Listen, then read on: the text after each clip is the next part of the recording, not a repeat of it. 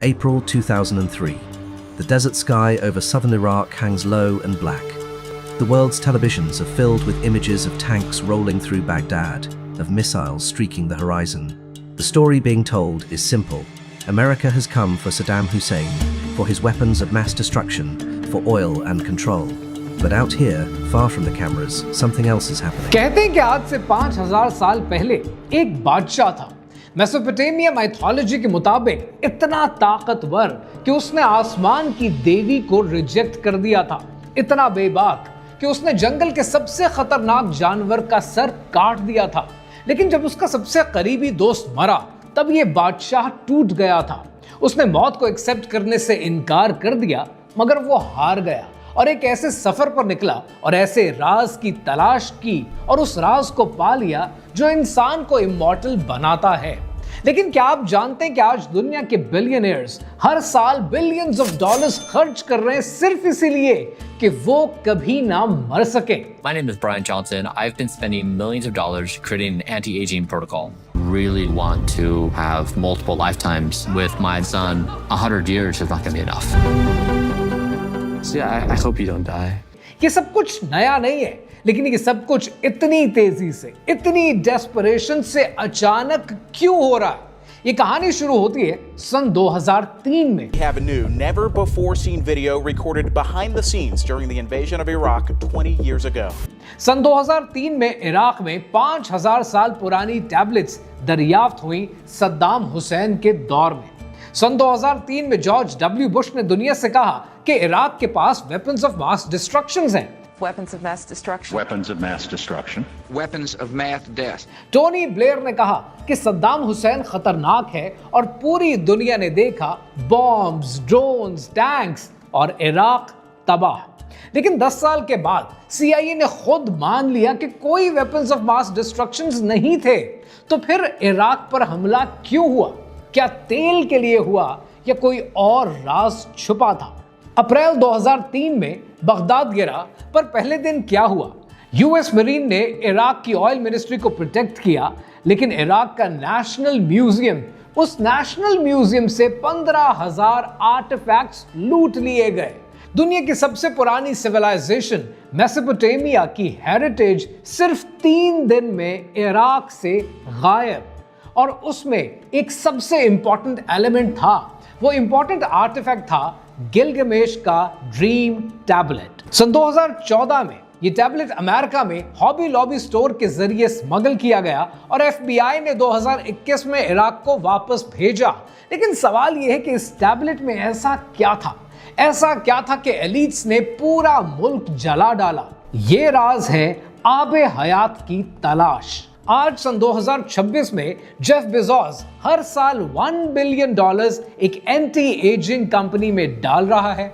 Elon Musk कहता है कि death is a bug, we need to fix it. Peter Thiel जो PayPal का फाउंडर है, पैलेंटीर का मालिक है, वो यंग लोगों का, नौजवानों का खून अपने जिस्म में इंजेक्ट करवाता है।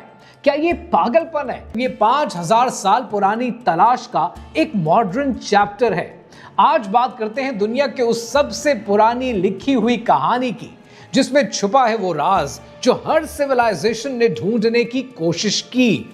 कहानी क्या है, आइए समझते हैं।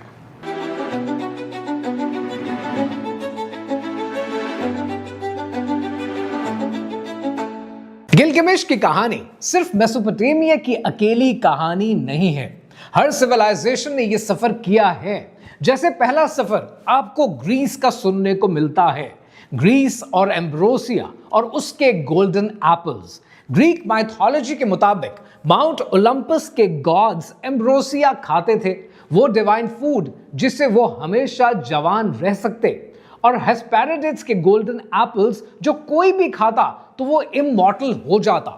इसी तरह ट्रॉय के बादशाह टिथोनस को इमॉर्टैलिटी मिली, लेकिन इटर्नल यूथ नहीं मिली। वो बूढ़ा होता गया, सूखता गया, यहां तक के कहते हैं कि वो झींगर बन गया, लेकिन मर नहीं सका। अब ये कर्स था या ब्लेसिंग थी, ये एक अलग सवाल है। फिर तारीख में आपको जिक्र मिलता है इंडिया का, अमृत का और समुद्र मंथन का। हिंदुइज्म में अमृत, द नेक्टर ऑफ इमॉर्टैलिटी की कहानी मौजूद है कि जब देवताज और असुराज ने समंदरों को मंथा तो समंदर ने निकाला अमृत। दोनों तरफ लड़ाई हुई कि ये कौन पिएगा और कौन इमॉर्टल बनेगा।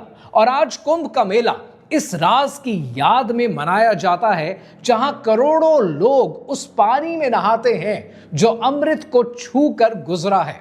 फिर इसी तरह तारीख में आपको कहानी मिलती है चाइना के पीचेस ऑफ इमॉर्टैलिटी की। चाइनीज माइथोलॉजी में Xi Wang Mu, queen mother of the west के पास एक बाग था। इस बाग में आड़ू यानी पीचेस उगते थे जो 3000 साल में एक बार पका करते थे। जो ये आड़ू खाता था वो इमॉर्टल बन जाता था। इसीलिए चाइनीज बादशाहों ने मर्करी बेस्ड एलिक्सिर्स बनवाए। कितने लोग इस तलाश में जहर खाकर मर गए। फिर आपको तारीख में कहानी मिलती है नॉर्स की, इदुन के सेब की। वाइकिंग्स की माइथोलॉजी में गॉडेस इदुन के पास गोल्डन एप्पल्स थे। सारे नॉर्स गॉड्स, ओडिन, थोर, सब इन सेबों को खाते थे और उसी की वजह से वो हमेशा जवान रहते थे। कहते हैं कि एक बार इदुन को किडनैप किया गया और सारे गॉड्स बूढ़े होना शुरू हो गए। अब जरा गौर करें, Gilgamesh, Greeks, Indians, Chinese, Vikings, सबकी कहानी एक तरह की है। कोई फूल, कोई फल, कोई पानी, लेकिन तलाश वही है, मौत से बचने का हल। लेकिन कहानी यहां खत्म नहीं होती। कहते हैं कि सद्दाम हुसैन डिक्टेटर था, क्रूअल था, क्रिमिनल था, लेकिन वो हिस्ट्री से बहुत ऑब्सेस्ड था। 1980 की दिहाई में उसने बेबीलोनिया का सिटी बेबीलोन दोबारा बनवाया, ब्रिक्स पे अपना नाम लिखवाया, यहां तक लिखवाया कि नेबुकदनेस्सर किंग ऑफ बेबीलोन के बाद मैं हूं। उसकी असल ऑब्सेशन थी गिलगमेश। सन 2003 से पहले सद्दाम हुसैन ने उरुक के करीब एक्सकवेशन करवाई। बीबीसी और जर्मन सोर्सेस ने लिखा है कि Saddam Hussain believed he found Gilgamesh tomb, a 6-meter tall skeleton, clay tablets and a water channel leading to the Euphrates। Tablet पर लिखा हुआ क्या था? आबे हयात का फॉर्मूला, एक फूल, एक जगह, एक रिचुअल। सद्दाम ने ये टैबलेट्स रिस्टोर करवाई।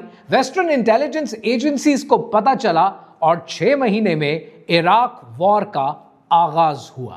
पहले ये समझते हैं कि गिलगमेश था कौन। इस बादशाह का जिक्र मेसोपोटामिया की सबसे पहली डॉक्यूमेंटेड कहानियों में मिलता है। मेसोपोटामिया वो डायनेस्टी जो 4000 साल पहले थी, वो मेसोपोटामिया जो आज का इराक कहलाता है, उसमें एक शहर था और उस शहर का नाम था उरुक। उसका सबसे पहला बादशाह था गिलगमेश। मेसोपोटामियन माइथोलॉजी के मुताबिक लिखते हैं कि ये 2/3 खुदा और 1/3 इंसान था। इतना ताकतवर कि इसकी ताकत से जमीन कांप उठती थी, लेकिन ये ताकत इसे जालिम बना देती है। लोग परेशान होते हैं और उन्होंने खुदाओं से दुआ की कि हमें इस बादशाह से बचाओ, और खुदाओं ने उसके मुकाबले में भेजा इनकिडू को। इनकिडू एक जंगली आदमी था, पूरे बदन पर उसके बाल थे, जानवरों के साथ रहता था। लेकिन जब वो गिलगमेश से मिला तो इन दोनों में लड़ाई हुई और फिर एक अजीब बात हुई। दोनों की लड़ाई के बाद गिलगमेश को एहसास हुआ कि दुनिया में कोई तो है जो मुझ जितनी ताकत रखता है। मैं इसके साथ मिलकर पूरी दुनिया पर हुकूमत कर सकता हूं। और यूं इन दोनों में दोस्ती हो गई। वो दुश्मन से दोस्त बन गए और इस दोस्ती ने दुनिया को बदल डाला। दोनों ने मिलकर हुम बाबा को मारा। हुम बाबा जो कि सीडर फॉरेस्ट का एक भयानक देव था, जिसके मुंह से आग निकलती थी। फिर जब आसमान की देवी इश्तर ने देखा कि गिलगमेश की इतनी ताकत है कि उसने हुम बाबा को भी मार दिया, तो इश्तर ने गिलगमेश के लिए अपना प्रपोजल भेजा और उसे अपना महबूब बनाना चाहा। लेकिन गिलगमेश ने इनकार कर दिया, क्योंकि इश्तर अपने लवर्स को तबाह कर दिया करती थी और गिलगमेश उसका शिकार नहीं बनना चाहता था। इनकार के बाद इश्तर को गुस्सा आया। उसने अपने बाप अन्नू से बुल ऑफ हेवन मांगा, वही बुल ऑफ हेवन जिसको आप टॉरस के ज़ोडिएक साइन में भी देखते हैं। वो सांड जो जमीन पर तबाही लाता है, कहत साली लाता है, जलजले लाता है और मौत लाता है।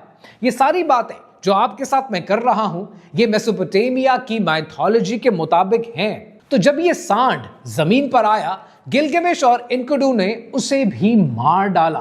खुदाओं ने फैसला किया कि ये इंसान हमसे ज्यादा ताकतवर होते जा रहे हैं और इन्हें सबक सिखाना जरूरी है।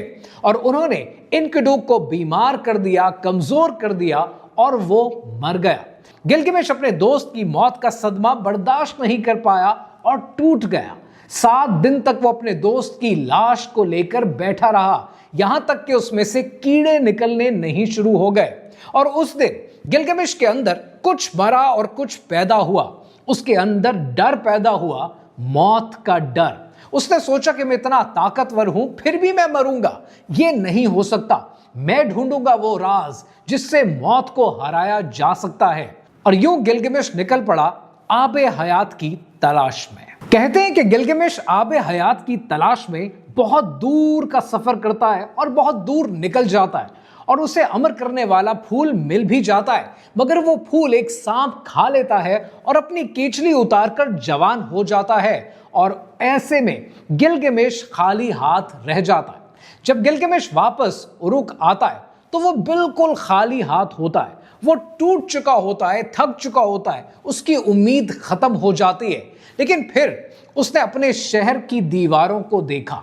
उसने देखा उस शहर को जो उसने खुद बनवाया था और उस वक्त उसके सामने जिंदगी का सबसे बड़ा सच आ जाता है। और वो देखता है कि मैं ये दीवारें छोड़कर एक दिन चला जाऊंगा, मेरी कहानी लेकिन फिर भी सुनी जाएगी और यही असल इमॉर्टैलिटी है। गिलगमेश ने अपनी कहानी लिखवाई मिट्टी के टैबलेट्स पर, दुनिया की पहली रिटन स्टोरी, और आज 4000 साल बाद आज भी हम उसकी कहानी सुन रहे हैं। लेकिन आज के एलीट्स इन सब से सबक नहीं सीखते।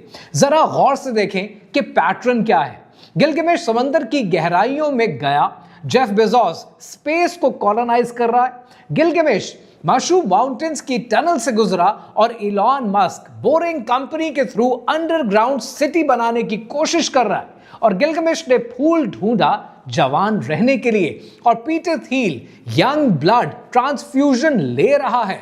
उतना पिस्टम का secret wisdom Neuralink consciousness upload कर रहा है। लैरी एलिसन ऑरेकल का सीईओ खुद कहता है कि death makes me angry, I don't understand why people accept it. ये लोग गिलगमेश को रिपीट कर रहे हैं। गूगल ने $1.5 बिलियन कैलिफोर्निया यूनिवर्सिटी को दिए सिर्फ इमॉर्टैलिटी को रिसर्च करने के लिए। वही तलाश, वही डर और वही पागलपन। अब यहां पर एक बात समझनी जरूरी है। अभी हमने गिलगमेश की कहानी समझी, एक ताकतवर बादशाह दोस्त की मौत के बाद आबे हयात की तलाश में निकलता है, 2 समंदर पार करता है, अंधेरों से गुजरता है, फूल ढूंढता है और वो फूल एक सांप खा जाता है और वो खाली हाथ रह जाता है। ये सिर्फ एक माइथोलॉजी की कहानी नहीं है। अगर हम गौर करें तो हमें ये थीम्स, ये सफर, ये राज अंबिया की जिंदगी के वाकयात से भी मिलते हैं। और इस पैटर्न को जरा समझने की कोशिश करें। सूरह कहफ में अल्लाह सुब्हानहू तआला ने हजरत मूसा अलैहिस्सलाम को कहा कि एक बंदा है जिसको मैंने खुद सीधा इल्म दिया है, जाओ उससे सीखो। हजरत मूसा अलैहिस्सलाम सफर पर निकलते हैं, एक मुर्दा मछली लेते हैं जो सूखी हुई है। जब वो समंदरों के संगम पर पहुंचते हैं तो वो मछली जिंदा हो जाती है और पानी में कूद जाती है और वहां उनकी मुलाकात होती है हजरत खिजर अलैहिस्सलाम से। अब जरा यहां पर रुके। 2 समंदर, जिंदगी का निशान, राज की जगह, ये वही जगह है जहां गिलगमेश भी पहुंचा था। 2 समंदर क्रॉस किए, जिंदगी का राज ढूंढा। हजरत खिजर अलैहिस्सलाम का वाकया किसी हद तक यहां पर रेलेवेंट बैठता है। लेकिन फिर एक सवाल है, और वो सवाल ये है कि हजरत खिजर अलैहिस्सलाम कौन है? ये कोई आम इंसान नहीं है। इस्लामिक स्कॉलर्स कहते हैं और एस्केटोलॉजी के मुताबिक हजरत खिजर अलैहिस्सलाम ने आबे हयात पी लिया है, यानी वो आज भी जिंदा हैं। अल्लाह ने उन्हें सीधा इल्म दिया है। अब इसी तरह जुल्करनैन की पूरी कहानी देखें तो आप हैरान हो जाएंगे कि सूरह कहफ में है कि वो बादशाह जो 3 सफर करता है। पहला सफर वेस्ट तक, जहां सूरज एक मडी वाटर्स में, मडी स्प्रिंग में डूबता दिखाई देता है, और दूसरा सफर ईस्ट तक, जहां सूरज सीधा लोगों पर गिरता है, यानी कोई छांव नहीं। और तीसरा सफर दो पहाड़ों के बीच, जहां याजूज माजूज को रोकने के लिए उन्होंने एक दीवार बनाई। अब जरा गिलगमेश के एपिक खोलें और आप ये देखेंगे कि वो भी 3 सफर पर निकलता है। पहला सफर उसका मशू माउंटेन्स तक, जहां सूरज डूबता है बिल्कुल वेस्ट की तरह। दूसरा सफर वो समंदर क्रॉस करके वहां पहुंचता है। और तीसरा सफर उतना पश्चिम तक पहुंचता है, 2 पहाड़ों के बीच, फ्लड सर्वाइवर के पास। 3 सफर, वही डायरेक्शन, वही सीक्वेंस, बस 5000 साल का फर्क, लेकिन कहानी बिल्कुल एक जैसी। और तीसरा सबसे बड़ा कनेक्शन गिलगमेश मिलता है उतना पश्चिम से, वो इंसान जो ग्रेट फ्लड से बच गया, जिसकी कश्ती थी, जिसे इमॉर्टैलिटी मिली।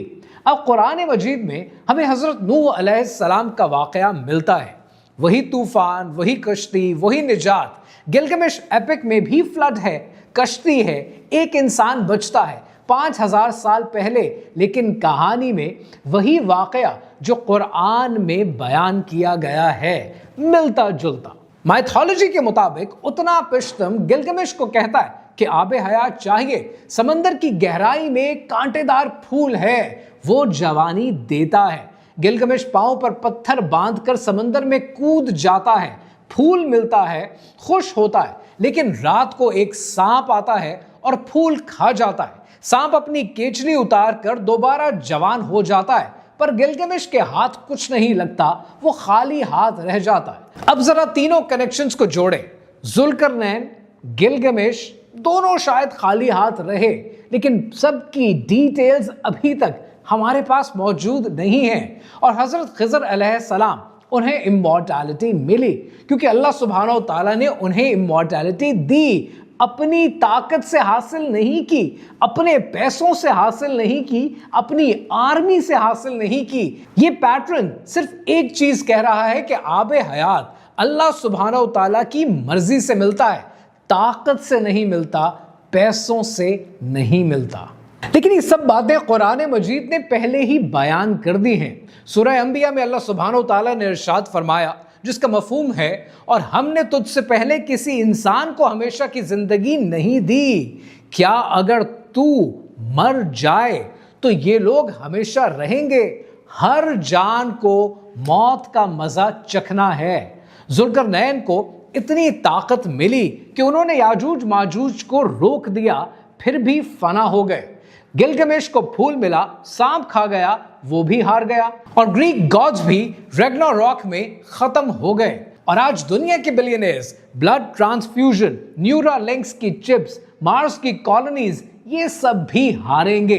गिलगमेश की कहानी 4000 साल पुरानी है, लेकिन इसकी कुछ टैबलेट्स आज भी इराक के म्यूजियम में मौजूद हैं, ब्रिटिश म्यूजियम में मौजूद हैं। दुनिया भर के स्कॉलर्स इन्हें पढ़ने की कोशिश करते हैं। गिलगमेश का जिस्म मर गया, लेकिन उसकी कहानी जिंदा है। ये असली इमॉर्टैलिटी है। मैं दुनिया के बिलियनर्स को देखता हूं, लिटरली मुझे हैरानगी होती है कि इस दुनिया में रहने के लिए, सिर्फ इस दुनिया में रहने के लिए इंसान क्या कुछ करना चाहता है। वो मौत को हराना चाहता है। Being a Muslim, we are not allowed to ask for or pray for our death. But at the same time, अगर आप मुझसे जाती तौर पर पूछें, मुझे इजाजत ही नहीं है मेरे दीन में कि मैं अपनी मौत के लिए दुआ करूं। लेकिन सवाल यह है कि क्या मैं हमेशा यहाँ रहना चाहता हूं? नहीं, बिकॉज मौत एक जिंदगी का वक्फा है, यानी आगे चलेंगे दम लेकर। It's a part of life. We need to learn to act our age. अगर आप 20 साल के हैं तो वैसे बिहेव करें जैसे 20 साल वाले को करना चाहिए, लेकिन अगर आप 30 के हैं, 40 के हैं, 50 के, 60 के हैं, तो you need to act your age. हर उम्र में आपकी जिंदगी के तकाजे बदलते हैं। आज समझ नहीं आता कि लोग 60-60, 50-50 साल की उम्र में पहुंचने के बाद दोबारा जवान होने की कोशिश क्यों करते हैं। वी नीड टू लर्न कि हम अपनी जिंदगी में अपनी उम्र को ग्रेसफुली अडॉप्ट करें। एक्ट योर एज इसीलिए कहा जाता है। तो अगली बार जब आप दुनिया के बिलियनर्स को एंटी एजिंग पर पैसा लगाते हुए देखें, इन्वेस्टमेंट करता हुआ देखें, मार्स पर बंकर्स बनाते हुए देखें, तो याद रखें ये कुछ नया नहीं है। ये 5000 साल पुरानी हार है। वही डर है, वही तलाश है और जवाब भी वही है जो गिलगमेश को मिला कि मौत नहीं लेगेसी, जिस्म नहीं कहानी, पानी नहीं अमल, और जिंदगी अमल से बदलती है और अमल जारी रखना जरूरी है।